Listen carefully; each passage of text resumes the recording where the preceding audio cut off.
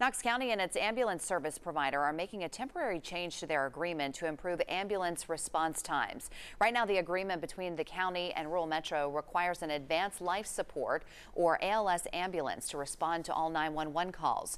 There are a limited number of those ambulances. The new agreement will allow them to respond to only the most severe cases, and for basic life support or BLS ambulances to respond to less severe cases.